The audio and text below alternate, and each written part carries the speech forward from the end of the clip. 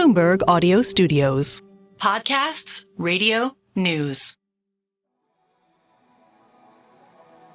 For the last 30 years, Dora de Matos Teixeira has spent many of her days cracking coconuts. Quebra o coco, das 7 às 2. Her son Ismael collects them every day and brings them home with his donkey.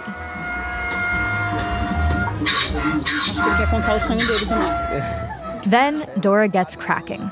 She says she does this from 7 in the morning to 2 in the afternoon. It's tiring work.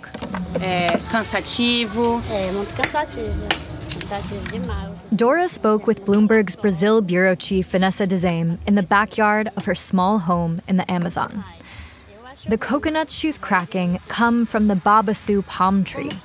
It's a hardy species, one that survived even as commercial agriculture and other industries have cleared much of the rainforest in the area.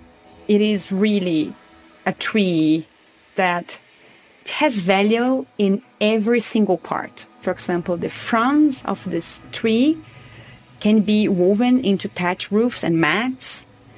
And also there are the empty shells, and they use that for cooking. So it's a whole supply chain that has been fed by a tree and what this tree produces.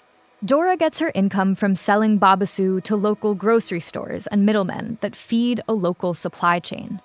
Oil is produced from the kernels inside these coconuts, which is then used for soaps and body lotions.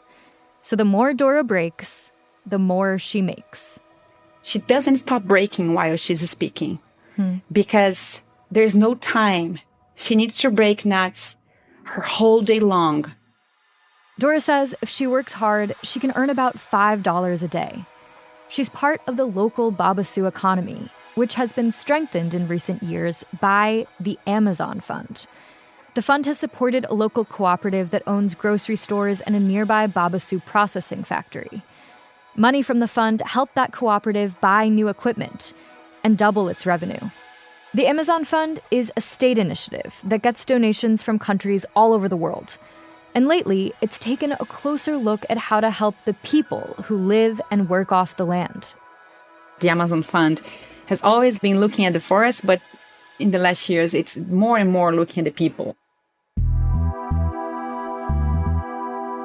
Today on the show, a new chapter in Brazil's efforts to save the Amazon, and why the country is betting that you can't protect the environment without investing in local economies. I'm Sarah Holder, and this is The Big Take from Bloomberg News.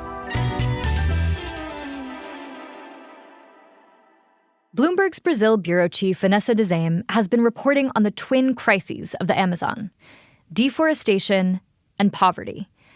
To grasp the scale of the challenges, it helps to have a sense of the geography. Well, to start, can you just help us understand the region you're reporting on, Brazil's Amazon? So the Brazilian Amazon territory is larger than the European Union. Wow. Only the Brazilian part of it. And it's home nowadays to 30 million people. More than a third of them live in poverty. The number of people living in the region has tripled since the 1970s, and more than a fifth of the country's rainforest has already vanished.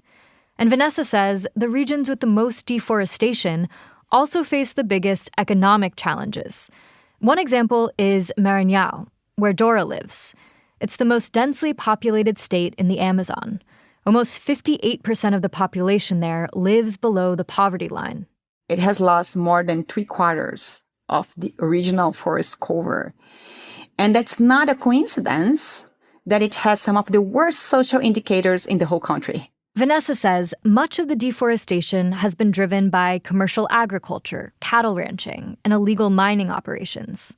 But another thing that we discovered, too, is that, of course, there are people living there, and they need to make a living. In some cases, small-time farmers also contribute to deforestation by clearing land to grow cash crops, like soybeans. Over time, their work depletes the soil, and they don't have resources like fertilizer to replenish it. So what they do, they cut a little bit of more trees, and then they can grow beans in a new area. But then in 5 years, this is going to be depleted. That's where environmental initiatives like the Amazon Fund come in. So the Amazon Fund was created years ago to protect, first of all, to protect the Amazon forest, to monitor deforestation, and to, curb deforestation. The fund was started in 2008 under President Luiz Inácio Lula da Silva with the support of Germany and Norway. And since then, other countries have also made donations.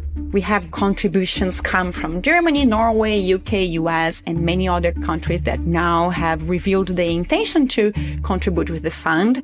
For years, the Amazon Fund mostly poured its resources into environmental efforts, like recovering deforested areas or managing public forests. But now, Brazil's government is taking a new approach. They're trying to address the needs of people in the Amazon, like those local farmers, with the understanding that if you help people living on the land, you help the land too. The challenge is how we can stop deforestation, how we can protect the forest, but how can we protect the humans that are there? Vanessa says the fund's new investments have helped support a whole sustainable supply chain, one she witnessed in action on that reporting trip to Maranhão. I saw a type of economy that I've never seen before, which is a babaçu economy. She told me about going to a small supermarket in a Brazilian village where locals brought bags of babaçu nuts. And they were exchanging it for products, for pasta, for beverages, for, condensed milk, for everything they needed for that day. So they really use babaçu as payment, as a currency. Well, what did you learn about the babaçu economy overall, or the challenges facing the Amazon region through talking to Dora and to her family? First, it is very important to keep trees stand because these people depend on them. Second, I was impressed by how you can develop a supply chain that feeds into itself, that helps a whole region to develop, and still you are protecting the forest. So it is possible that people are going to earn money and keep the forest standing. But the Amazon Fund also has critics, people who say its approach to supporting economies in the region hasn't gone far enough. That's next.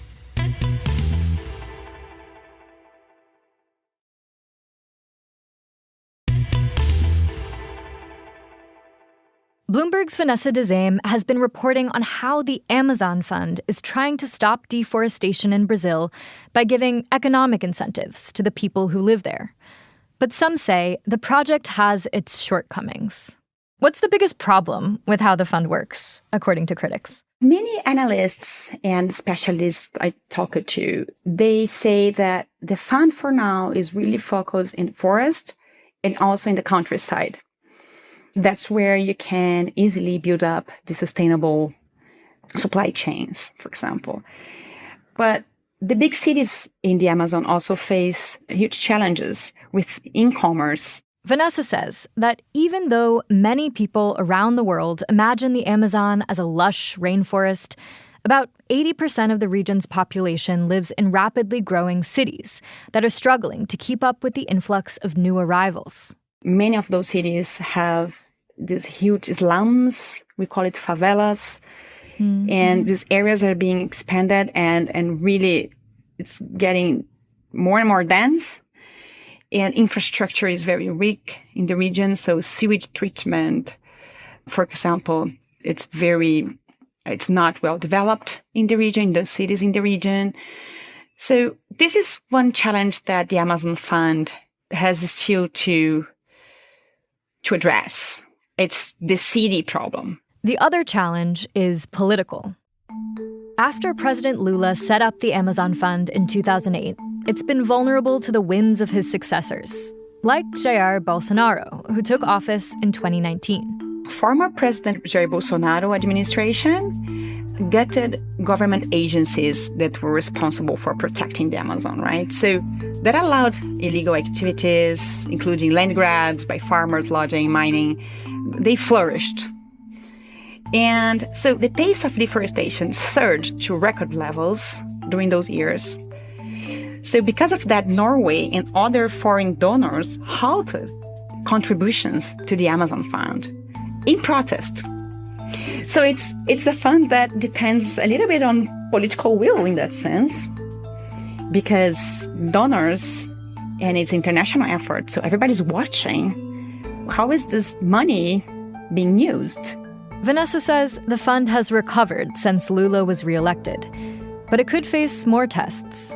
President Lula immediately rebooted the fund when he took office in January 2023. And now the fund is in a very good moment. There are many new announcements on donations, new countries coming and announcing they will contribute. And there's a huge effort on the government to do that, because that's one of the key pledges of this government. But again, who knows how it's going to be in the next administration. In the meantime, people on the ground are at the mercy of these shifting political winds. I asked Vanessa how her sources are feeling about the fund's future. Everybody I talked to said, oh, it's a start. It's a start. The awareness that this is needed is key, because that's what generates measures and initiatives. And maybe you don't need to depend on the Amazon Fund. Maybe we're going to have more measures focused in this situation. So people usually say, well, it's not enough, but it's a start. As for Dora, Vanessa asked her where she's hoping this will all lead. A vida da sua e dos seus filhos, né? O meu sonho é fazer minha casa, não tem que minha casinha aqui é do jeito aí. Eu quero fazer minha casa, não tem. Você quer construir uma casa de alvenaria, é isso? Assim, tô no tijolo, não tem que fazer. Dora's biggest dream is to have a real house. What she calls it a real house is not a mud house. And that's her dream. So she's now really crossing her fingers that her son can find another job. What kind of job does she hope her son will get? In a supermarket nearby. Then he could have like a fixed income that he can receive every month, a paycheck. And then he could use that to help her with her home. Exactly. This is The Big Take from Bloomberg News. I'm Sarah Holder. This episode was produced by David Fox and Adriana Tapia, who also fact-checked the episode. It was edited by Aaron Edwards and Danielle Balbi. It was mixed by Alex Sugiura. Our senior producer is Naomi Shavin. Our senior editor is Elizabeth Ponso. Our executive producer is Nicole Beamsterboer. Sage Bauman is Bloomberg's head of podcasts. If you like this episode, make sure to subscribe and review The Big Take wherever you listen to podcasts. It helps people find the show. Thanks for listening. We'll be back tomorrow.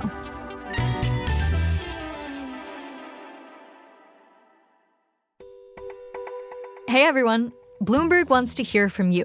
Help make shows like ours even better by taking the Bloomberg Audience Survey and have a coffee on Bloomberg for doing it. Visit youtube.com/Bloomberg Podcasts and click the link in our profile or community section to take the Bloomberg survey. It's hosted by our partners, Material. Go to youtube.com/Bloomberg Podcasts today.